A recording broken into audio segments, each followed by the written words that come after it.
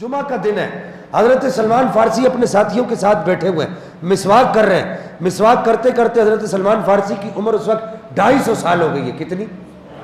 250 سال عمر ہو چکی ہے. اپنے ساتھیوں سے اچانک پیچھے مڑ کے پوچھتے ہیں، کہتے ہیں بتاؤ ہم لوگ کتنے لوگ ہیں؟ کہا ہم 60 لوگ ہیں.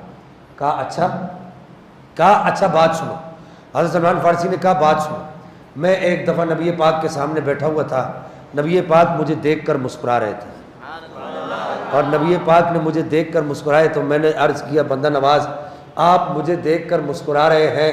تو نبی پاک نے فرمایا سلمان تو قلیل لوگوں کی جماعت کے ساتھ ہوگا اور کیسر و کسرا کے محلات کے میناروں پر چڑھ کر تو اذان دے گا اور ان کے محل کے اندر تو جمعہ کی نماز قائم کرے گا.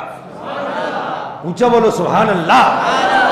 حضرت سیدنا سلمان فارسی 250 سال کا بوڑھا آدمی پیچھے مڑ کے دیکھتے کہتے کتنے لوگ ہیں؟ کہا 60 لوگ ہیں. کہا نبی پاک نے یہ ارشاد فرمایا تھا کہ تو قلیل لوگوں کی جماعت کے ساتھ ہوگا. وہ سامنے مجھے کیسر و کسرا کے محلات نظر آ رہے ہیں.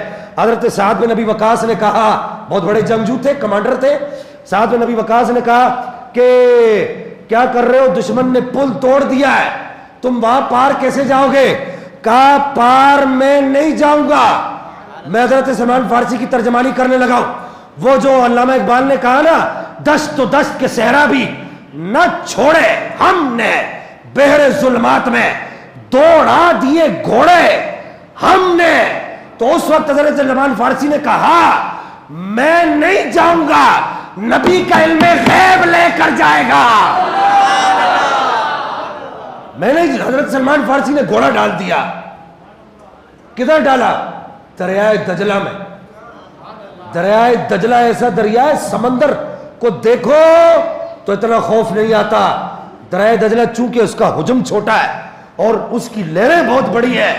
سلمان فارسی نے اپنا گھوڑا ڈال دیا اور جا کے پھر آپ نے وہاں وہ اس کو کیسر و کسرا کے محلات کو فتح کیا، میناروں پہ چڑھ کر اذان دی اور پھر وہاں جمعہ قائم کیا.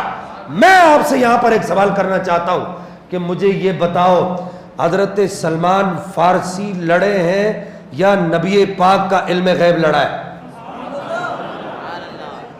کون لڑا ہے یہاں پر؟